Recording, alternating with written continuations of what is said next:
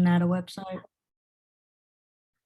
So the first point I would think is the terminology was pretty interesting, how they don't want you to use certain words and titles, I guess. Yeah, like the acronyms and all that. 18. Yeah. Okay. All right, Martha. When I was doing like the job setting resources, I found I didn't know that athletic training had like fellowships and residencies at medical centers.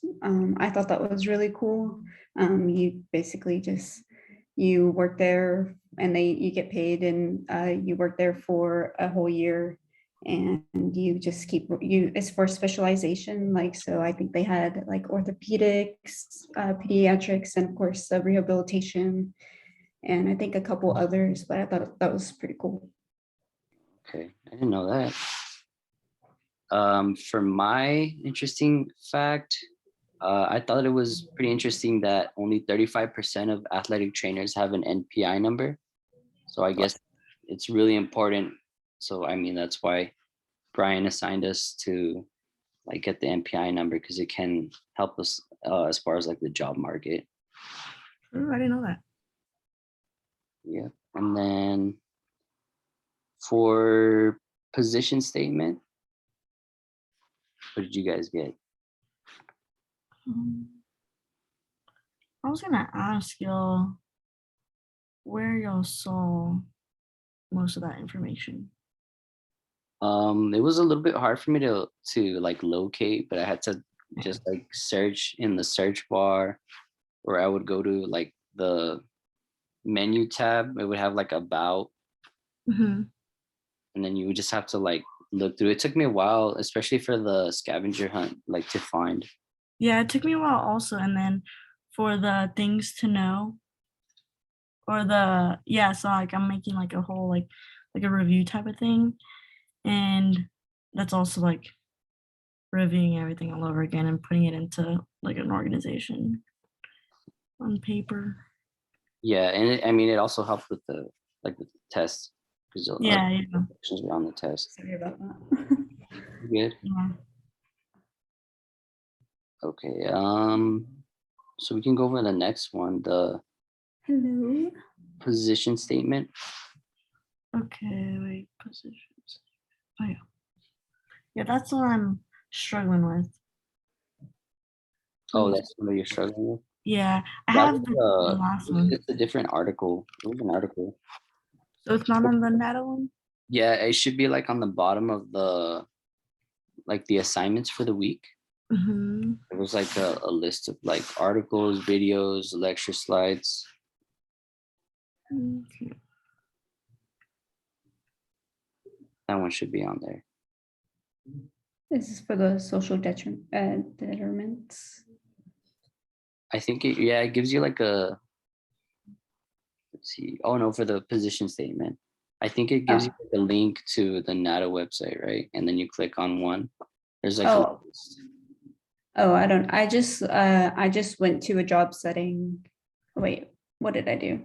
Oh wait, I think I just looked up position statements, and there's like a whole list of them on a page that they have. On the NATA one? Yeah, she's on NATA. Okay, I did that. Let me try again. And then you click on whichever one you want to do your position statement on.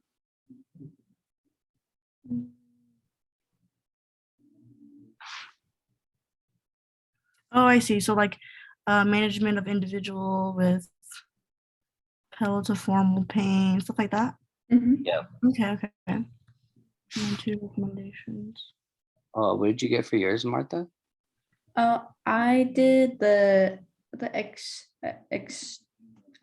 heat illness one. Sorry. Oh yeah. I felt like that was like the one I'm gonna have to deal with pretty soon here. So you're gonna be outside all the time. Yeah. Yeah, I was actually gonna choose that one, and then I found a more like interesting one.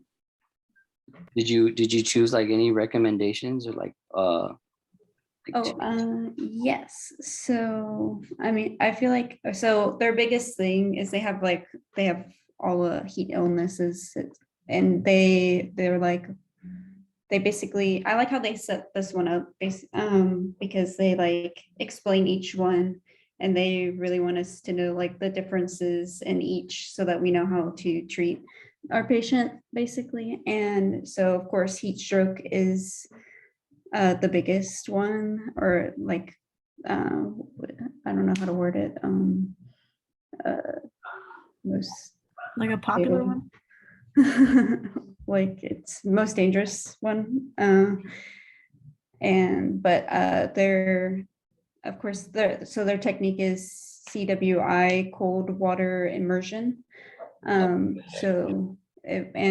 they want us like, as soon as heat stroke is like detected, like we like immediately put them in cold water, and like not even worry about their equipment and like getting it off while they're in the tub. Because it's just wasting time, especially like with football, like all the gear and the helmet and everything. So but it's so the so heat stroke is when the core temperature gets to 105.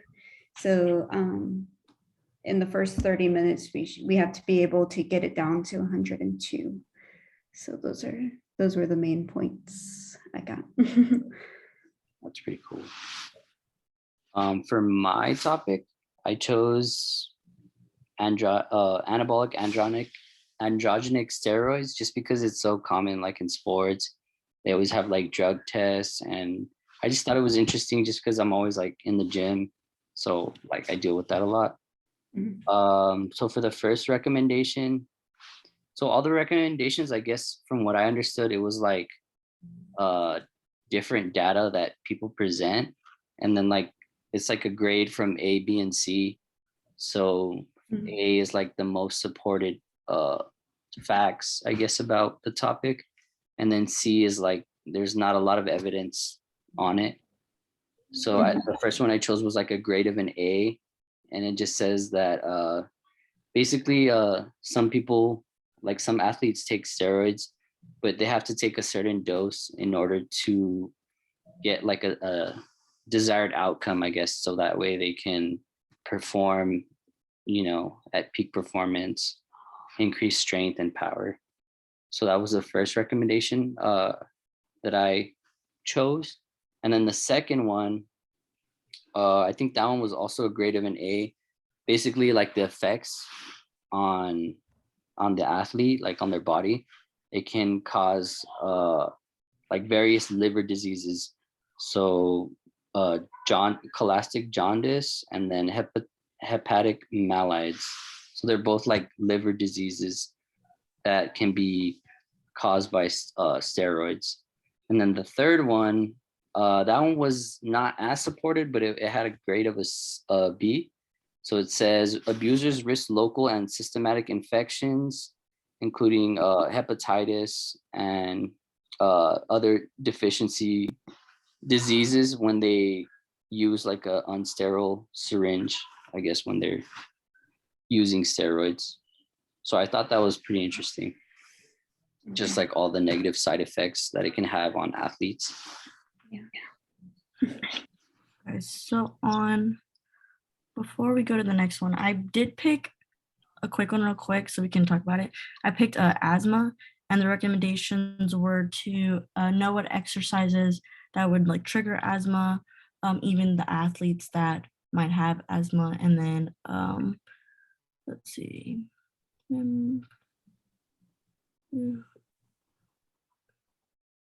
Yeah, I'm pretty much managing who has asthma on the team. That would be me, because I have asthma. I'd be the one with asthma.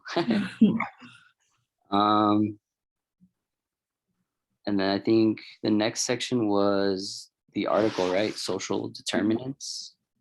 Yes. What did you get for that one, Martha? So we had to pick two, right?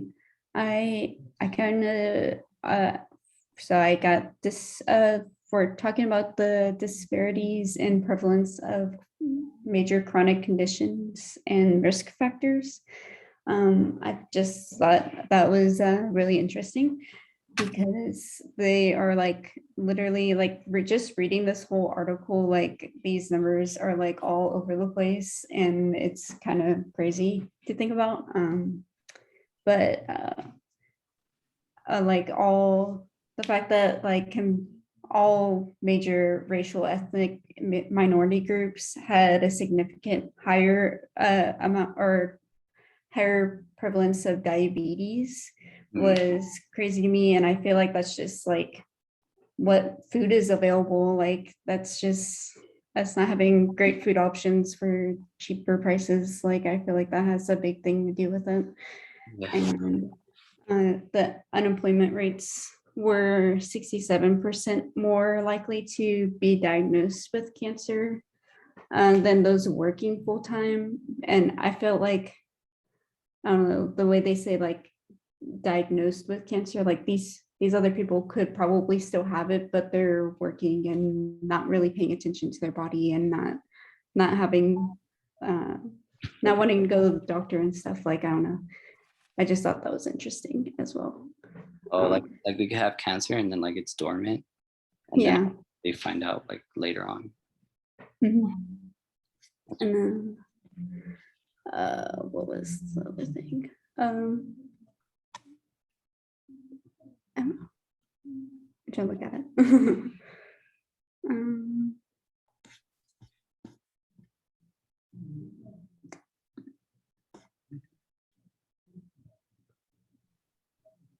Oh, the disparities in life expectancy, just how much it has jumped.